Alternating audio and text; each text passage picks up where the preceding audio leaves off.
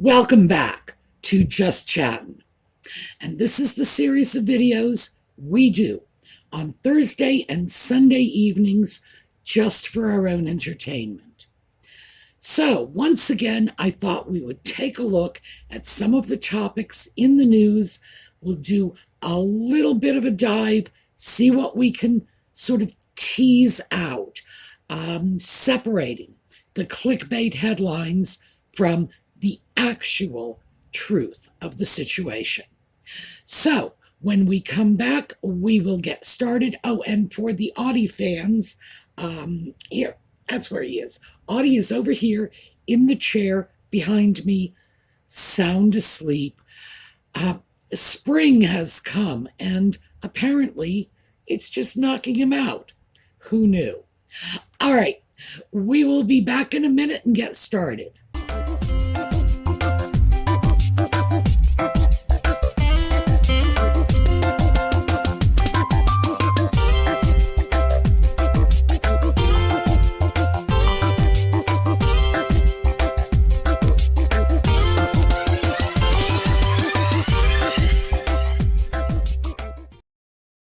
So let's begin with Jack Royston's article for Newsweek titled, Meghan Markle Gets Boost in Sister Samantha's Lawsuit.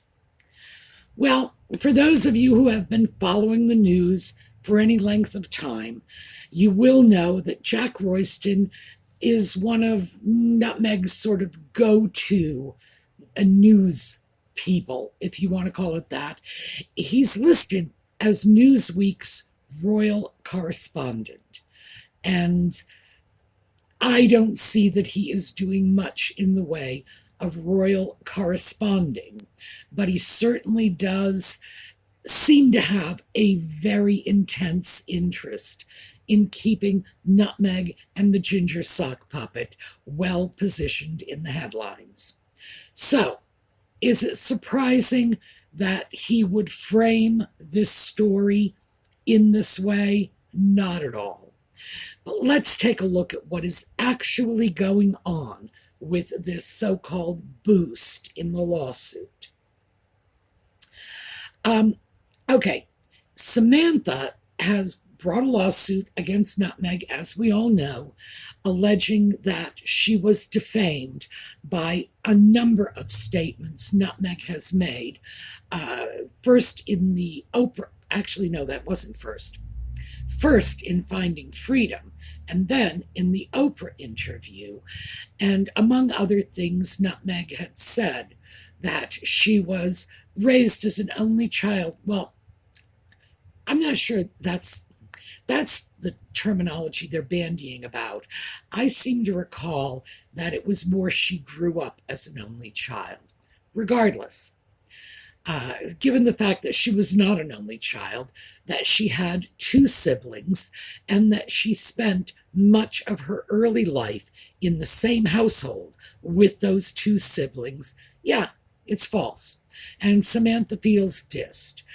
And additionally, of course, there were a number of other really unpleasant things said about Samantha. And that's not even coming near the fact that Nutmeg's rabid fans have basically tormented Samantha, said dreadful things about her, etc., etc., etc. And given the freedom with which Nutmeg tosses around the race card, let's not forget that Samantha Markle is a disabled woman confined to a wheelchair. So, tit for tat is fine with me. I don't like people who play the disability card. That rankles. Don't like that a bit. On the other hand, Samantha is legitimately entitled to this card, and she's not playing it for herself. I'm playing it for her. So she has a lot of grievances. Whether or not she has a legal case is yet to be determined, be that as it may. Recently, Samantha's legal team won something of a victory when Nutmeg's legal team attempted to forestall the discovery process. They wanted the discovery process delayed. Now, discovery is the part of the trial, this is before the actual trial, in which the attorneys share information, and they are allowed to depose one another's witnesses.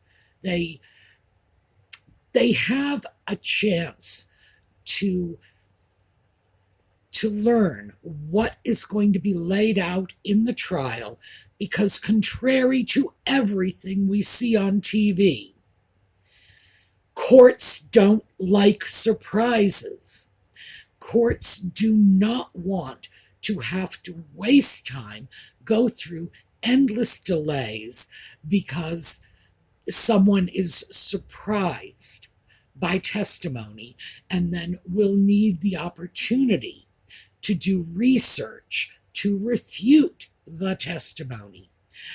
This is all very, 1960s Perry Mason, that you're pulling the surprise witness out of your back pocket.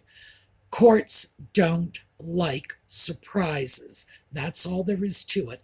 And that's what discovery is all about. I also suspect, it's just a suspicion, and remember, I'm not an attorney. This is not legal advice.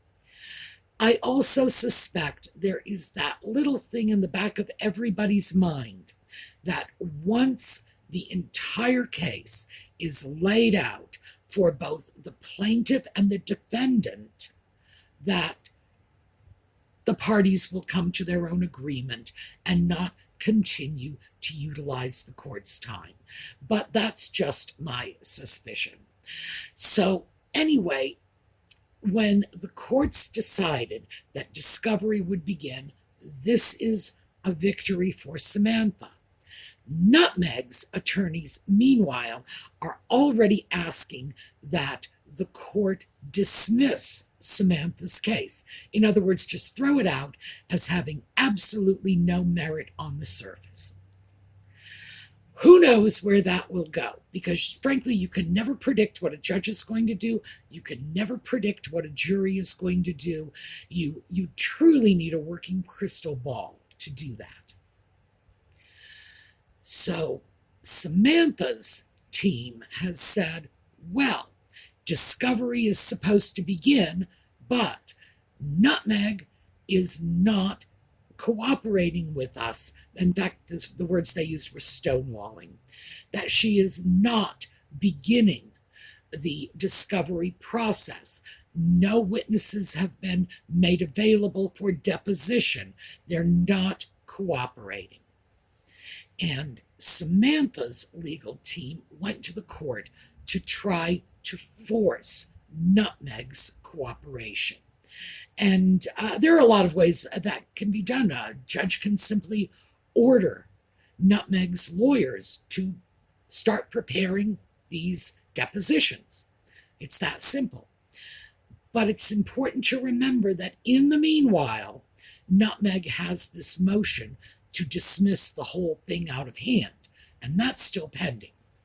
So Nutmeg's attorneys have argued that this could end up being moot. Why bother depositions until the motion to dismiss is heard? Because if it is granted, if Nutmeg's attorneys prevail and they get the case dismissed, then there's no point in deposing anybody. There will be no depositions. So the court has, in my opinion, split the difference. They have put a deadline on this of July 3rd. Now, that's further off in the future than Samantha's legal team would like, and not as far off in the future as Nutmeg's legal team would like.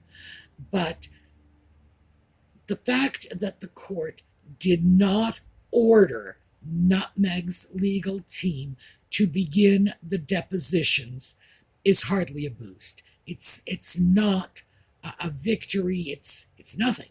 It's just Samantha went to court, well, her lawyers went to court and said, hey, make them start doing this. And the judge said, nah, they'll get it done. Here's their deadline, and I'm not going to push them. So that's really all there is to this. What we do know at this point is that the motion to dismiss is still in the system, hasn't been ruled on yet.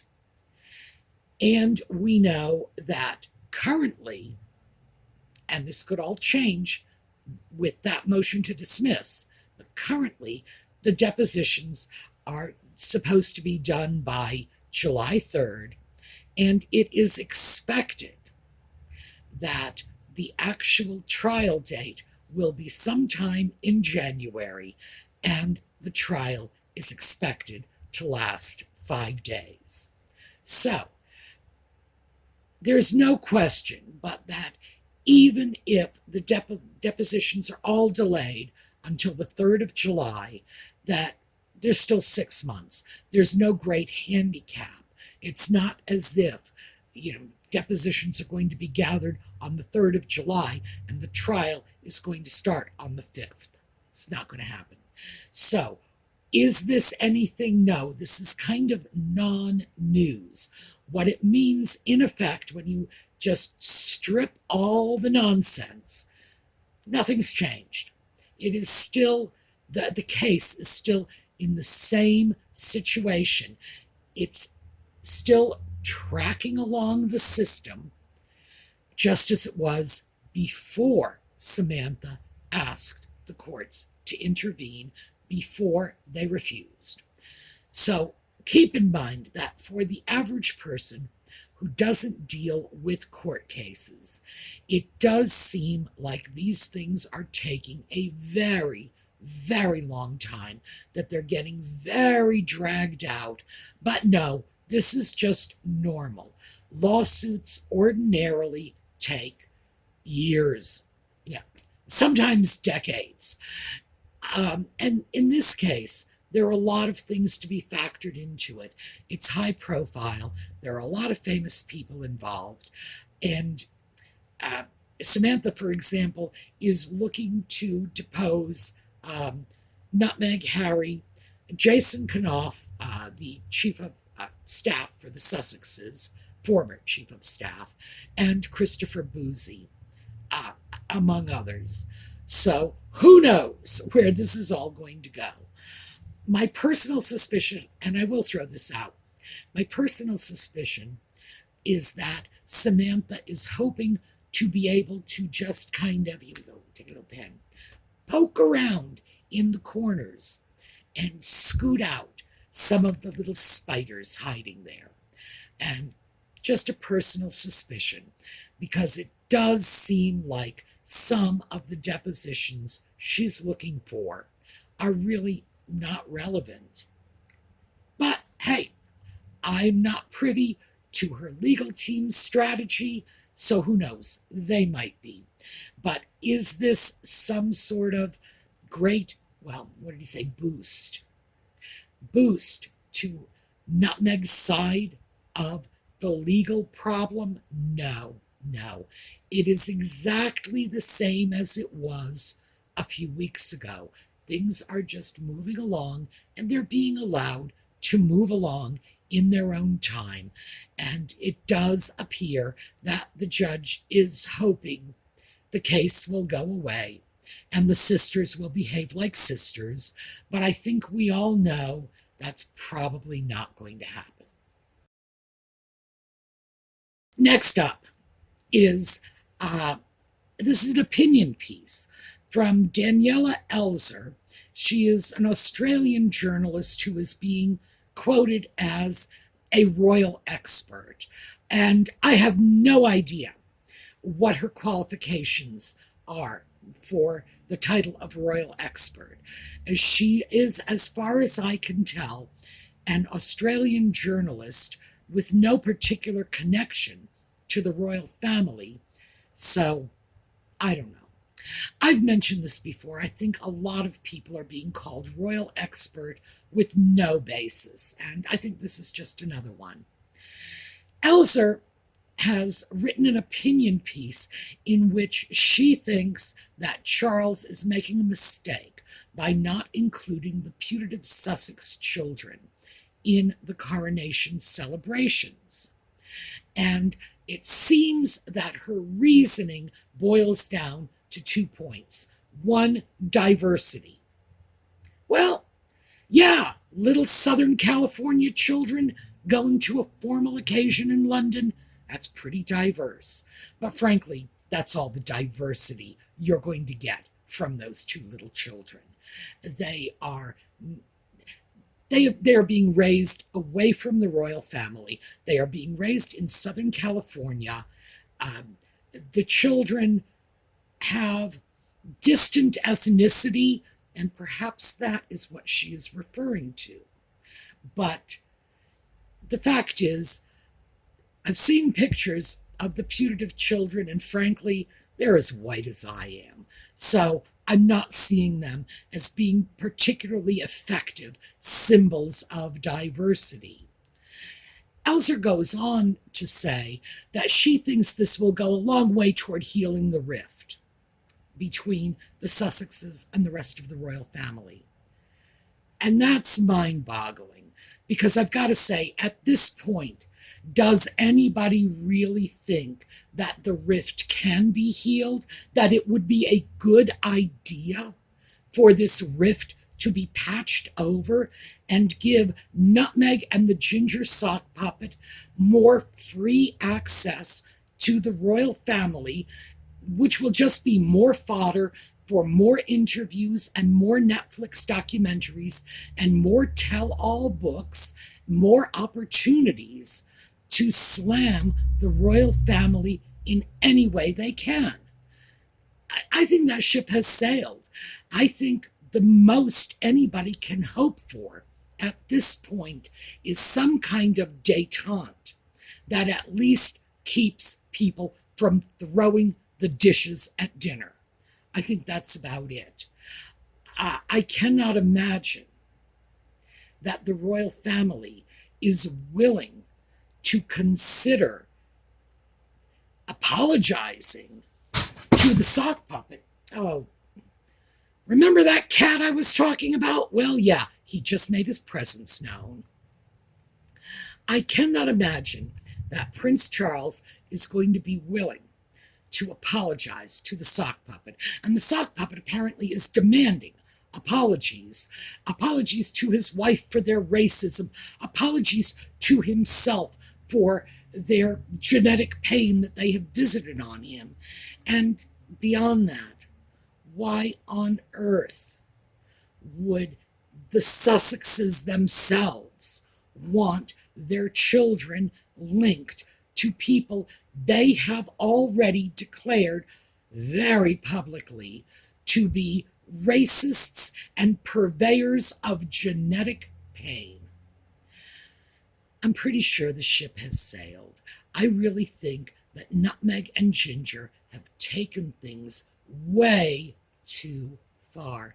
And again, I think the only rapprochement they can come to is just, let's smile politely on the rare occasions when we all have to be together. My sense is that Charles has some very different plans in mind. And that's going to bring us to the next topic, which is Frogmore. And recently it's just come out more details about this whole grace and favor rent, and we'll get to that. But when Charles removed the Frogmore lease from the sock puppet, Harry no longer has the ability to declare himself as being domiciled in the UK. And that is probably going to remove him as a counselor of state. So Charles didn't have to do this, but he did. One has to assume, and this is not some pie in the sky assumption. Charles really, really understands his royal prerogatives. This is a man who has studied the position of the monarch in modern government. Uh, he's been studying it for 50 years. And frankly, I've said this before, I'm going to say it again. 50 years ago, I was A, impressed, B, frightened by the extent of his understanding of his future role as monarch, now current role as monarch. I don't think he did this by accident. I think that he knew what he was doing. So I think, in fact, going back to this whole sort of broker a peace, I don't think he's trying to broker a peace. I think he is essentially trying to cut the sock puppet adrift and leave him floating on the mysterious island of California until doomsday. I can't blame him for that. I am unhappy that he is leaving his problem child in my country. But if I were him, I would be leaving my problem child with any nation that would take him. So I can't fault him for it. I wish he would inflict this on someone else, but I can't fault him. So I think Daniela Elzer is wrong when she says we should all broker a peace and be a happy family. I think that is not in the interests of, one, honesty, two, the mental health and well-being of the family members involved. Because the only way to do that is for a lot of people to just suck up a lot of abuse and attempt to move forward with a smile on their face, which is something I don't advocate. All right, now back to Frogmore. Frogmore was a grace and favor rental. And that means that Nutmeg and Ginger, when they moved in, got it for below market rent. This is important. Recently, British documents have come out showing that this is what happened. But apparently, and I was unaware of this because this is something that apparently went out in the British media, not in the US media. Apparently, the palace had previously said that they were paying the fair market rent for Frogmore. And no, because that's not how grace and favor works. So I thought we would just take a minute and talk about this so that both sides of the Atlantic can get an understanding of this. For us in the US, the idea that a tenant would be responsible for the maintenance and repairs to a property is a little unusual. Now, keeping in mind that all leases are different. In fact, leases are unique. They are specific documents for specific properties and specific renters of that property. So, in effect, every lease is a document unto its own. But in general, tenants don't pay for what we would call capital improvements. So if you're a tenant, you expect that you're probably going to have to shovel the walk in the wintertime, rake up the leaves in the fall. But you don't expect you're going to have to fix the roof if it leaks, or fix the plumbing, if the pipes burst. Because those would be capital improvements. And a capital improvement is an improvement to a structure that would add to its value or extend its useful life. That's how we define it. Now, the thing is that England is a much older country, so they have had rental agreements that go back low unto the Middle Ages, when the laws inherently favored property owners, the landowner, over the tenants. So the things that we might consider unduly burdensome to the tenants. For example, the tenant having a responsibility to underwrite the capital improvement we would see that as the landlord being unjustly enriched at the tenant's expense. Things are different over there. And historically, tenants were responsible for property upkeep, repair the roof, rebuild the fence, that sort of thing. It's just the way it was. It's in your lease that you are responsible for the maintenance of the building, and you can spend the remaining £2 on repairs to the roofs as our contribution to the costs. And that's why grace and favor rentals worked for both parties. Because the landed party, the property owner, the aristocrat with tons of land, but possibly very little cash, would make out well if they had a tenant taking care of the maintenance and the upkeep of the building, even if that tenant paid a very nominal rent, a peppercorn rent for it. And that works. It's a trade-off. Essentially, what the property owner is getting is he or she is getting out from under the responsibilities, which could be onerous, of repairing some of these buildings, of maintaining them, of keeping them in good condition. So that's how it works to the benefit of the Crown when they lease out a piece of property like Frogmore on very, very favorable terms. It's because the tenant has to pick up the slack. Roof starts to leak, tenant's responsibility. So that's why it is such a good deal. That's why it's not considered highly unusual. And again, it's because English rental law goes back a long, long time, back to the days when everything flowed toward the property owner and the tenant had very limited rights. So when we look at this as Americans coming from a very different history, much more recent history, we have to keep that in mind, much more recent, we see this as, well, that's what's going on.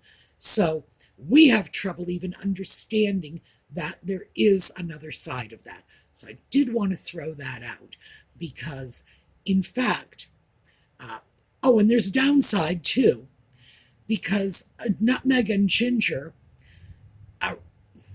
refurbished Frogmore Cottage, which was built, I believe, in 1801 or 1802, right around the turn of the 19th century. Jane Austen had her pen in her hand in those days. That's when it was built. It was built by Queen Charlotte, George III's wife, okay? Just to give us some context. Oh, and that was our George III. This is an old building, and it's a royal building. And when Nutmeg refurbished it, as we have seen, so just to remind you, here's a lovely picture of the kitchen. And because we don't know what the rest of it looked like, let's just take a quick look at the Montecito counting room, I would guess, because we've got all the books there. Here is Montecito. Here is an example of Nutmeg's taste. As you can clearly see, she was very heavily influenced by the public baths of ancient Rome. So, Lord only knows what this building looks like now. I cringe to think. But Frogmore had, in the 1840s, been home to two of the most prominent Americans of their day. And that was the brothers William and Henry James. Henry James was a novelist, very prolific novelist, wrote a number of books. My favorite, so I'm just going to throw out my favorite, which perhaps you've heard of, was The Tree of the Screw. So if you've never read it, read it. And William James, his brother, philosopher, psychologist, he was one of the founding fathers of behaviorist psychology. So these were very, very important people, and they lived there. So I'm horrified to think that the home of William and Henry James, when they were tiny little babies, is being turned into, a public bath, because that is apparently the only thing Nutmeg understands. It appalls me that, in fact, they did not have legitimate historians in there redoing this historic building. But what can I say? They didn't consult me. If they had, I would have told them how important the James brothers were. I know, when I say that, you're automatically thinking, Jesse and Frank. No, Henry and William. So there were a number of James brothers who were popular figures in American history. That's the downside when the tenant is free to renovate as they see fit. Yeah, you are going to get something that looks like a public toilet because Nutmeg redid it. All right, I do have more, but we are already over time, so save this for Sunday. I still have to figure out what Audie knocked over and go clean it up. But yes, he was quite determined to be heard, even if he doesn't want to be seen. So let's take a look at a slideshow on the way out. I will see you all again on Sunday evening, and in the meanwhile, have a terrific day.